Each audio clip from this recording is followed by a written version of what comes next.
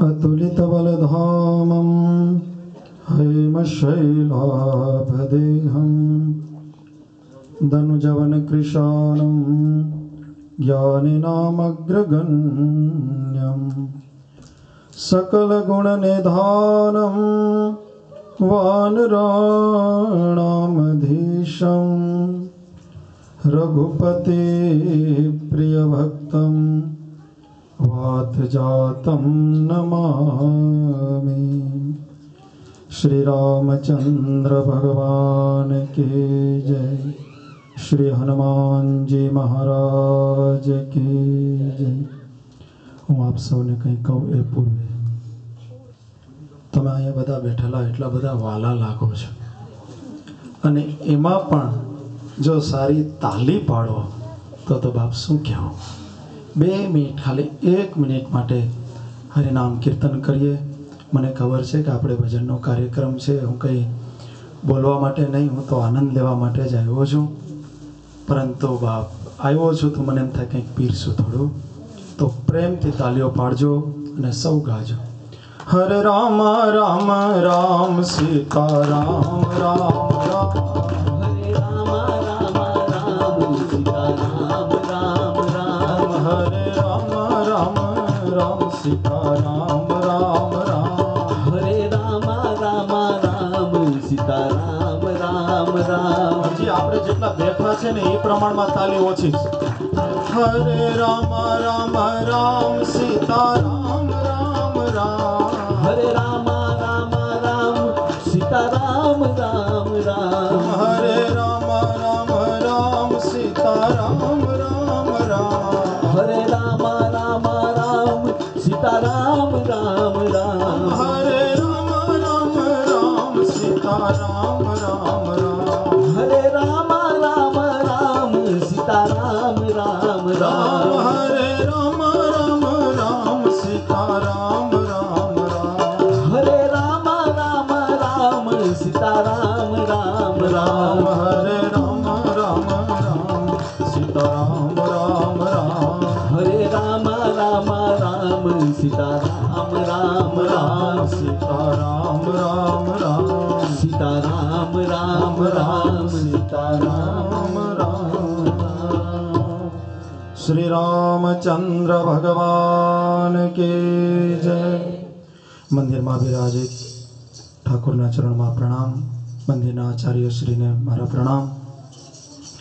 जे परिवार तरफ थी आ सत्संगनो भजननो आयोजन थयुं छे ए राय कुंडलिया परिवारना सर्वे परिवारजनों अने आमंत्रित बधा स्नेहीजनों, मंदिरना त्याना कार्यकर्ता मारा भाई श्री मयूरभाई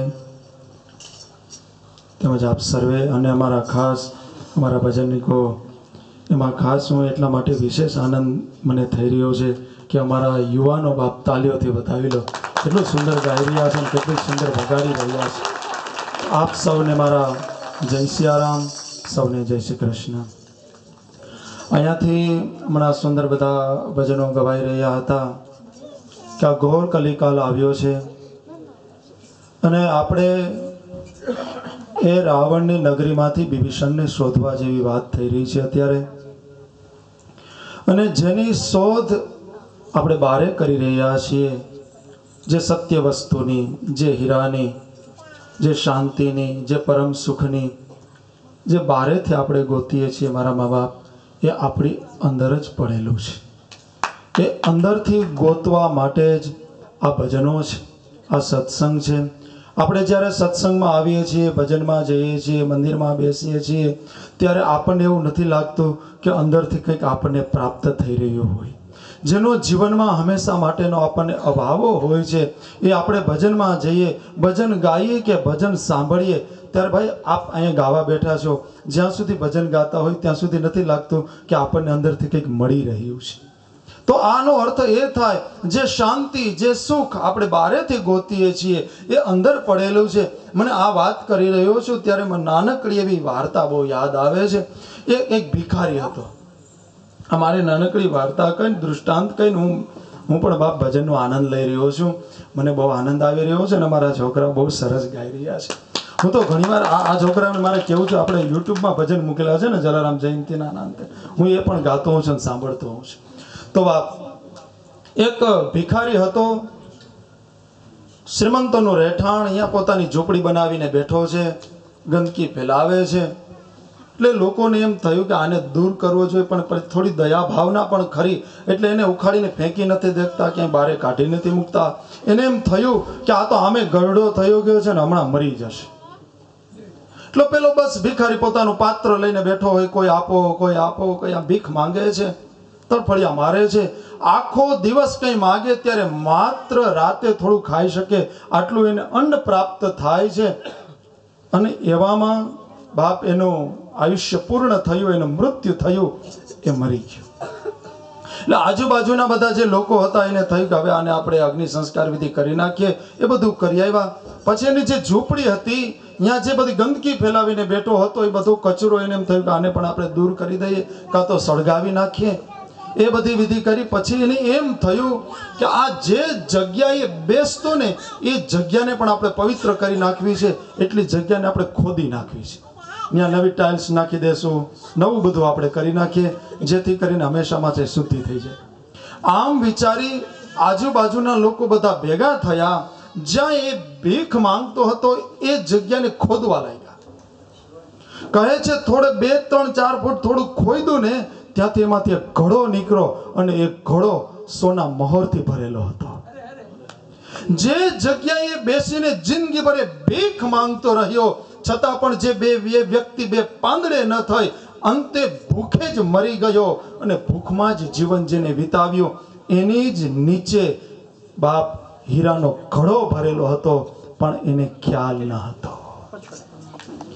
આપણે જેની માટે જિંદગી પર આપણે તરસીએ છીએ, પ્રભુ માટે, શાંતિ માટે, પરમ સુખ માટે, એ જ બાપ પેલા ભિખારીને જેમ ખબર ન હતી, એમ આપણને સૌને ખબર નથી કે જેની આપણે ગોતી રહ્યા છીએ, જેને આપણે શોધી રહ્યા છીએ, એ આપણી અંદર જ પડેલું છે. એ આપણને ક્યારેક જ્ઞાન થાય જ્યારે કોઈ આવા સત્સંગમાં જઈએ, જ્યારે કોઈ ભજનમાં જઈએ. ભજનમાં બેઠા હોય ને ત્યાં સુધી આપણને એમ થાય કે આપણી શાંતિ આપણી અંદર પડેલી છે. એ તો બૂટ પહેરી લે ને ત્યારે જ ઉત્પાતો શરૂ થઈ જાય છે. એટલે ભજનમાં જવાથી, સત્સંગમાં જવાથી, મંદિરોમાં જવાથી આપણામાં જે પડેલું છે એનું આપણને જ્ઞાન થાય છે. મારા મા બાપ તો આજે અહીંયા કેટલા દિવ્યતા મંદિરમાં, આપણા હિન્દુ મંદિરની એક તો કેટલી દિવ્યતા, પવિત્રતા. અને એમાં અમારો ક્યાં છે રાયકુંડલિયા પરિવારના પરિવારજનો કોણ છે આમાં? વાહ, તમને હું ધન્યવાદ આપું છું મારા મા બાપ કે તમારા પરિવારજનોને, તમારા પિતરોને આત્મ શાંતિ, એમના માટે થઈને આ સુંદર ભજનનું આયોજન કર્યું. અને એ નિમિત્તે બધા વૈષ્ણવને ભેગા કર્યા. આ તમારી પુણ્યાઈ તો ખરી, પરંતુ એ આત્માઓની પુણ્યાઈ પણ ખરી. એમના આત્માની પુણ્યાઈ વિના આ સત્કાર્ય થઈ શકતું જ નથી. તો તમારા પરિવાર માટે, આપણા રાયકુંડલિયા પરિવાર માટે અંતરથી ખૂબ ખૂબ અંતરથી આશીર્વાદ આપું છું. તમારા એ દિવંગત આત્માઓને પરમાત્મા ચિર શાંતિ આપે. અને એ નિમિત્તે તમે આટલા બધા ભક્ત વૈષ્ણવજનોને ભેગા કરી એમના આત્મકલ્યાણ માટે પણ તમે આ કાર્ય કર્યું છે. એના માટે પણ તમારો પરિવાર ધન્યવાદને પાત્ર છે. મારા મા બાપ જૂનમાં 17 મેથી 24મી મે સુધી આ હિન્દુ મંદિર દ્વારા જ શ્રીમદ ભાગવત કથાનું આયોજન કરવામાં આવ્યું છે. એ કથા કરવા માટે પણ પ્રભુએ મને નિમિત્ત બનાવ્યો છે. અહીંયા 2 કથા કરી ચૂક્યો છું, અને આ 3જી કથા હિન્દુ મંદિરમાં થવા જઈ રહી છે. અને આવતીકાલે મારા મા બાપ આપ સૌ જરૂર આવજો. આવતીકાલે સાંજના 7:30 વાગ્યાથી લઈને 9:30 વાગ્યા સુધી સુંદરકાંડનો પાઠ રાખ્યો છે. આપણે ખૂબ ભક્તિ ભાવપૂર્વક સંગીતમય એવો આપણે હનુમાનજી મહારાજનો બાપ આરાધના કરવાની છે. જેના ઘરમાં રામચરિત માનસનો ગુટકો હોય કે સુંદરકાંડનો પાઠ હોય એ જરૂર બધા સાથે લાવજો. સાંજના 7:30 થી 9:30 વાગ્યા સુધી સુંદરકાંડનો પાઠ છે. એમાં પણ આપ સૌ જરૂર પધારશો. અને પુનશ્ચ રાયકુંડલિયા પરિવારને પણ હું ધન્યવાદ વ્યક્ત કરું છું. આપ સૌ માટે પરમાત્માના ચરણમાં પ્રાર્થના કરું છું, ભગવાન તમારા બધા જ મનોરથોને પૂર્ણ કરે. અને અમારા આ કલાકારો માટે પણ પ્રભુના ચરણમાં પ્રાર્થના કે આ યુવાની આ રીતના પ્રભુના ચરણોમાં સમર્પિત થઈ છે, આવી જ રીતના સદૈવ પ્રભુના ગુણગાન ગાતા રહે. આપ સૌને મારા જય સિયારામ, સૌને જય શ્રી કૃષ્ણ. અસ્તુ.